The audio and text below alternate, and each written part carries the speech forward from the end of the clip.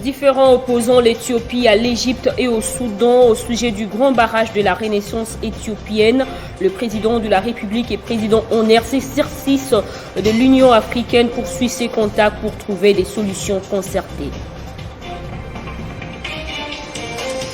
À Beni, 10 rebelles ADF ont été neutralisés par les FARDC à Alungupa, au nord Kivu. Et en dehors de nos frontières, une dizaine de personnes ont trouvé la mort dans l'effondrement d'une mine d'or près des Siguiri en Guinée. Le président guinéen Alpha Condé s'est dit attristé selon son porte-parole. Bienvenue à vous et merci de votre fidélité à Télé 50, c'est l'heure du journal.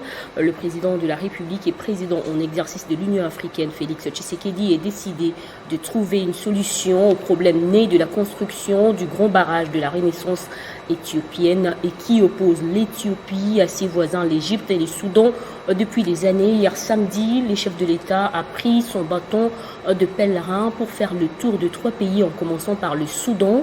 Cette démarche du président en exercice de l'Union africaine s'inscrit dans la droite ligne des discussions qu'il a dirigées à Kinshasa du 4 au 6 avril dernier.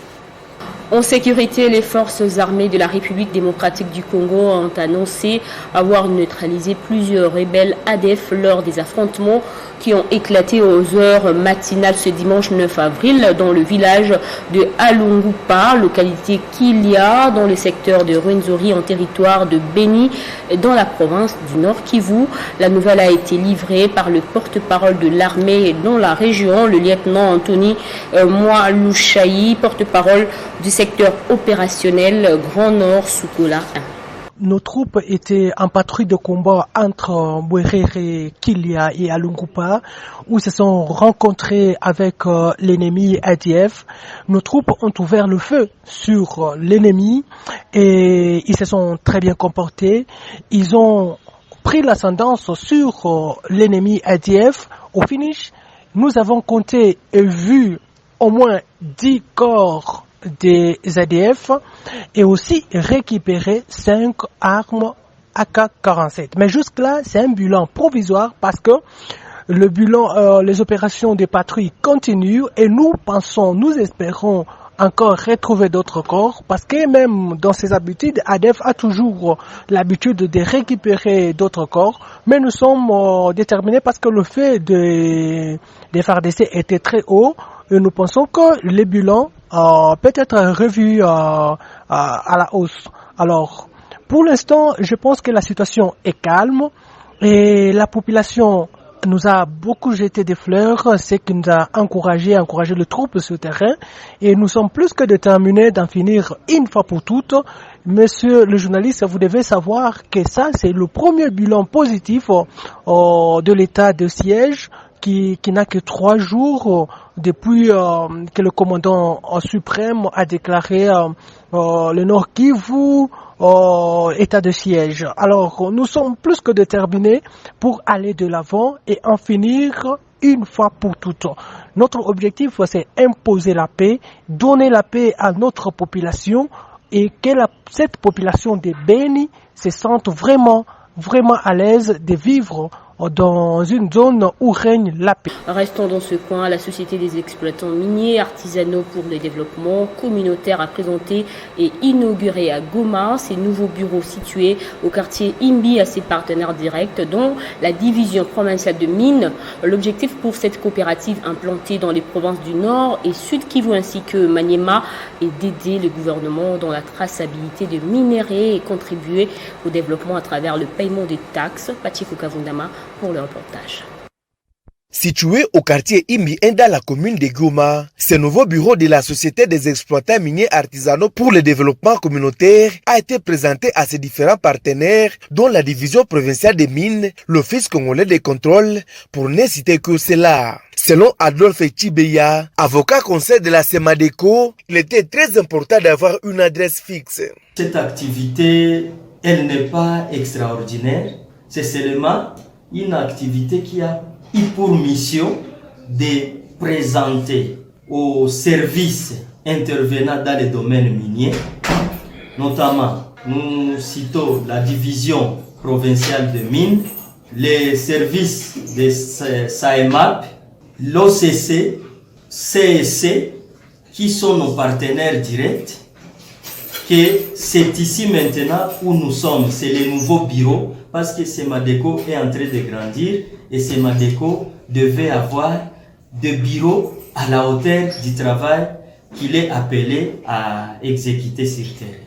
Installée dans les territoires de Lubero et Walikale au Nord Kivu, la Semadeco demande à tous les trésors artisanaux de ne pas travailler dans la clandestinité et venir adhérer à cette coopérative. Donc nous appelons les trésors artisanaux qui sont disséminés partout dans la province de venir adhérer à la Semadeco.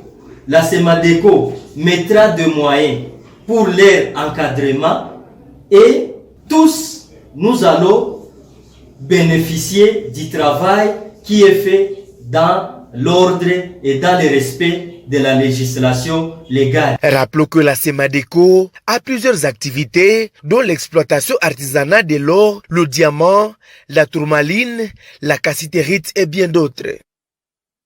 Dans le Haut-Katanga, privés des moyens pour soulager les maux de leurs enfants nés avec des malformations congénitales, des familles libérées de ces maladies ont remercié l'épouse de l'ancien chef de l'État, Joseph Kabila Kabange, pour son implication. C'est l'équipe du neurochirurgien Jeff Ntalaja, coordonnateur du centre hospitalier Marie-Olive Lembe Kabila, qui a réussi ces interventions délicates et coûteuses dans la province.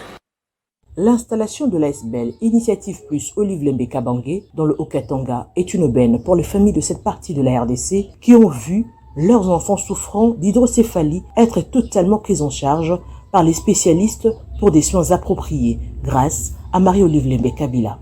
Jeff Talaja, neurochirurgien, explique les différents cas reçus. Dont les familles sont démunies, qui ont des sérieux problèmes, qui ont contacté la présidente de l'ONG, Marie-Olive Lembe Kabila, pour leurs enfants qui ont des problèmes de malformation, qui avaient aussi un syndrome polymalformatif, donc la tête et les os. Toutes les interventions se sont bien passées, il n'y a pas eu d'incident. Ce sont des interventions qui demandent assez de moyens. Ici déjà, à Lubumbashi, une intervention pareille, ce n'est pas moins de $3 500. Déjà, si on doit les prendre en charge, vous voyez ce que ça signifie.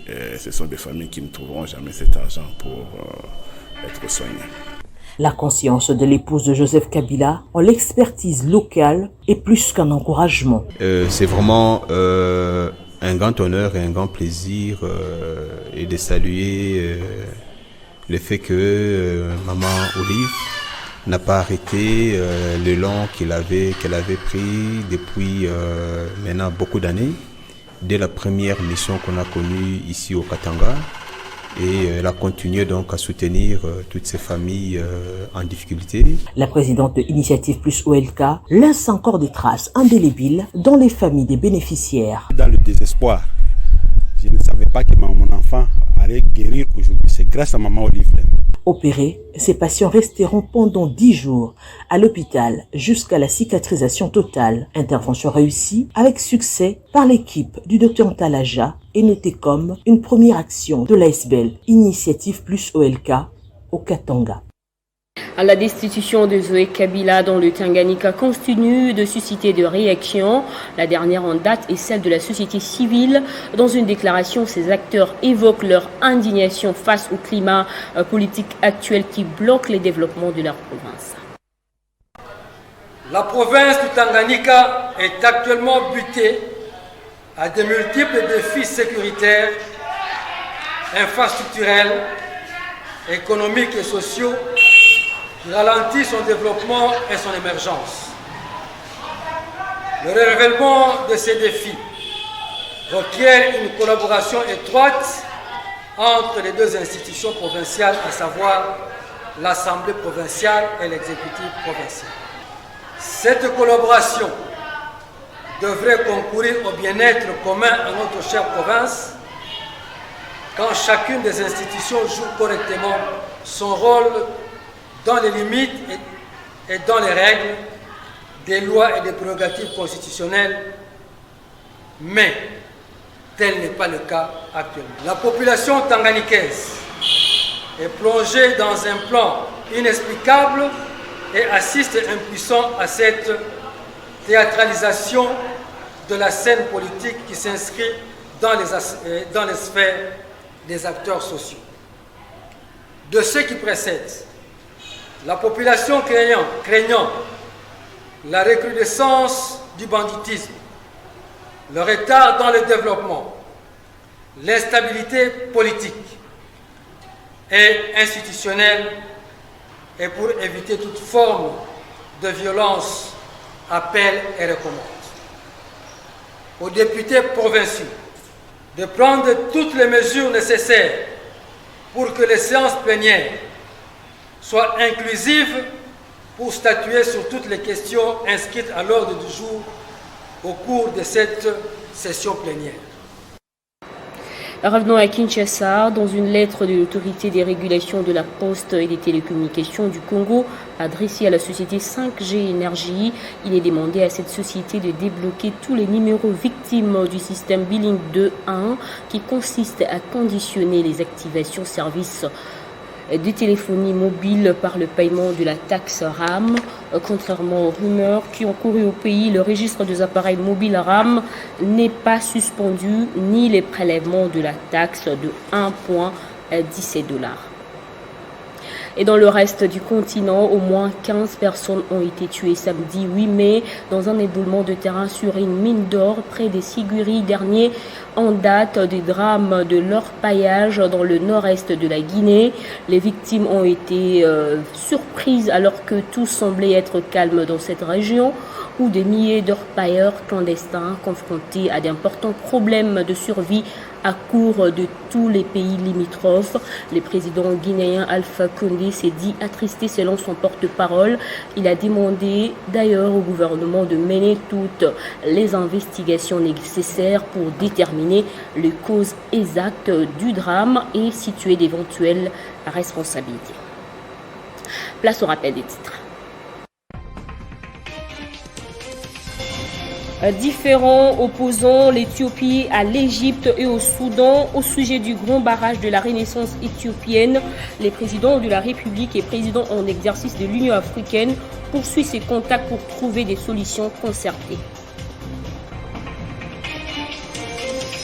À Beni, 10 rebelles ADF ont été neutralisés par les FARDC à Alungupa au Nord Kivu.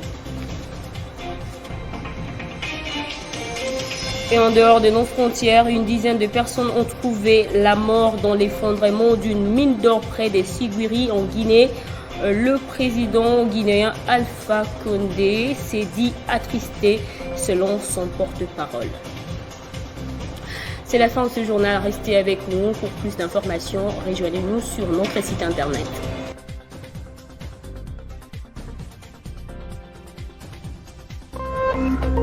Téléchargez les infos Télé 50 sur www.tele50.cd.